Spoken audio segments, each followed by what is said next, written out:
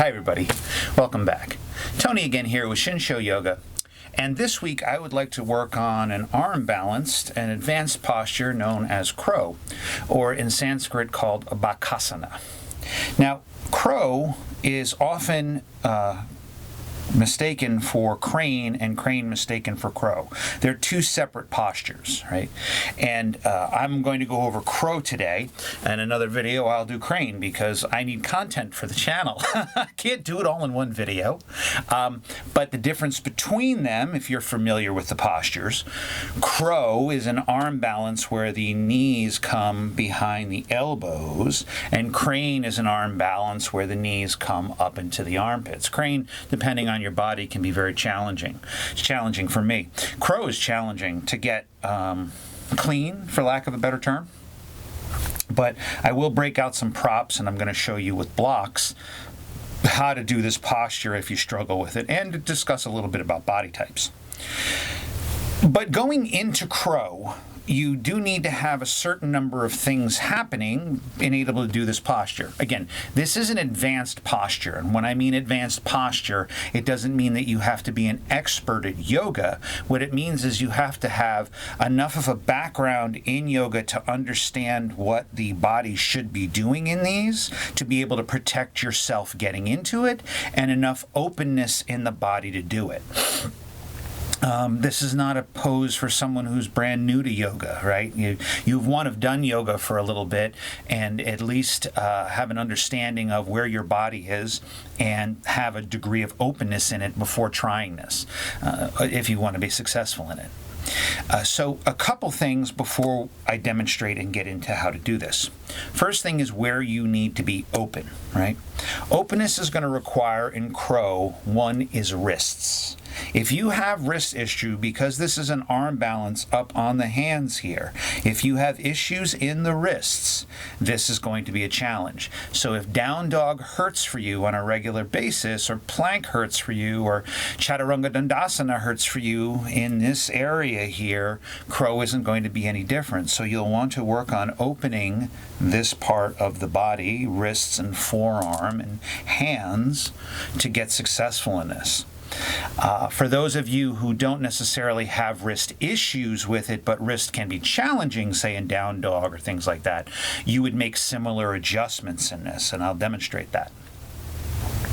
You will also need a certain degree of openness in the chest area here, because if this is all shrunken up and tight, it's going to be very hard to hold. So arms here coming up into here, tricep, right, shoulder, and then also an openness, believe it or not, in the hips to be able to hold yourself in the posture. So again, one of the reasons it's an advanced posture is because it's not just like, say, child's pose, right, which again can be challenging, where you can just kind of rest in it. You're going to need a certain degree of openness throughout the whole body to be able to do this posture successfully. Additionally, you're going to need a certain amount of strength in this posture to do this. It does require upper body strength to do this, not vast amounts of upper body strength, but if you can't do chaturanga dandasana, right, and you only do knees, chest, chin, and again, wherever your body is okay, you might struggle with this posture. So you will need a certain amount of upper body and core strength to support yourself in this posture. And lastly, you're going to need a certain amount of focus. All balances require focus, whether they're standing postures like that we come into, such as tree, or a half moon, or warrior three, or dancers, or any of standing postures like that, or we're coming into an arm balance, such as crow. Where you look is where you go. Right, so in this posture, I'm going to show you where you want to put your eyes, and this is very important because if you are not focusing on your eyes and looking in a certain place with this pose, you're going to go over, right? And that's going to be for any balancing posture. Focus is the most important thing. It's greater, in my opinion, than the openness throughout the body or the strength in the body, because I've seen plenty of people who are, relatively open, relatively strong, relatively good practitioners, but they can't hold a balance pose worth of shit. And they can't because they don't have focus, right? So focus is important. Focus is important throughout life, right? And this is a good practice to work to develop that focus.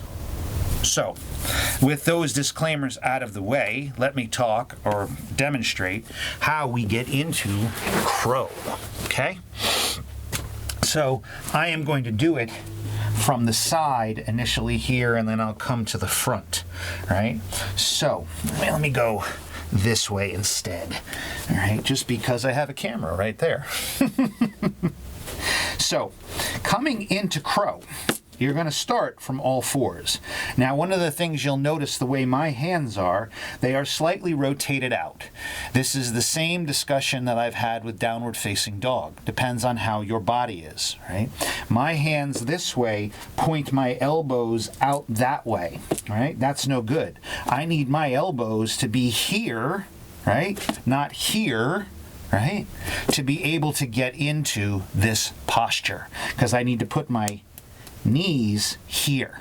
So if I'm out like this, my knees are just going to slide off, and then I'm trying to hold myself up that way, versus the same structure that we have in Chaturanga Dandasana or downward dog, this structure coming up the side body to support. And that's what you're going to use as your shelf, is this side body to help support you.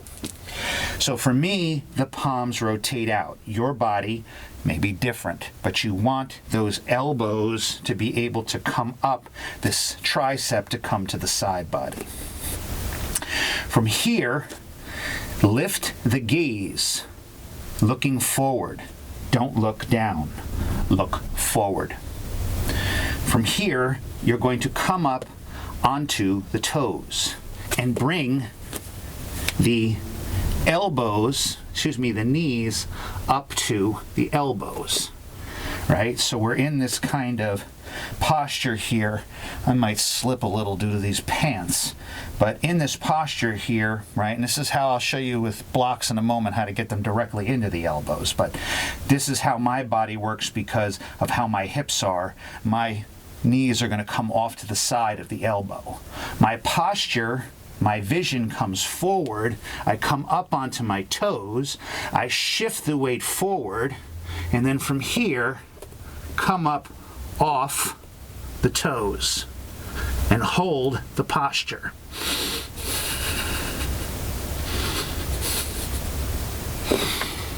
And roll back.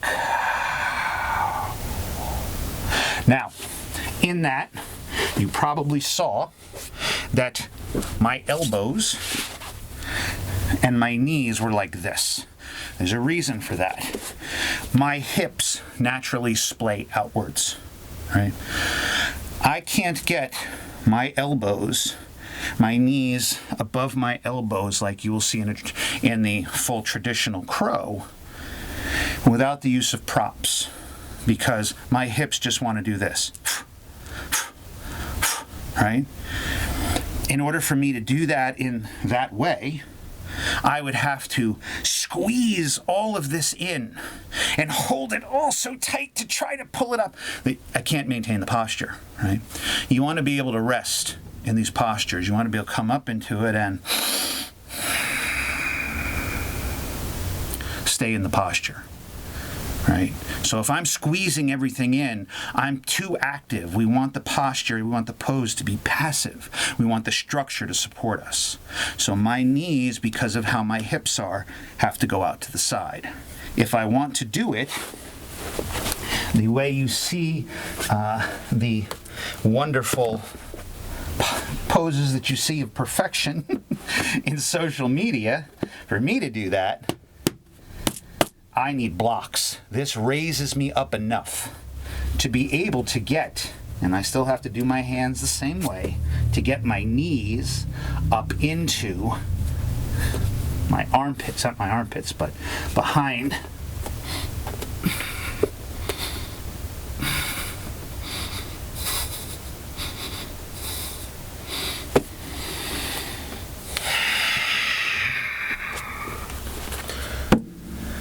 I need blocks to be able to do that.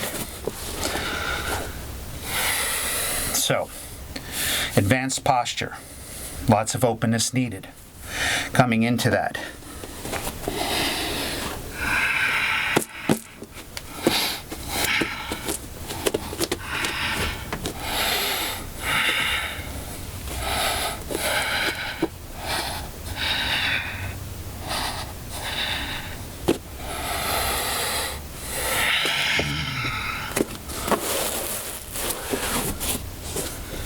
And breathe and follow the breath.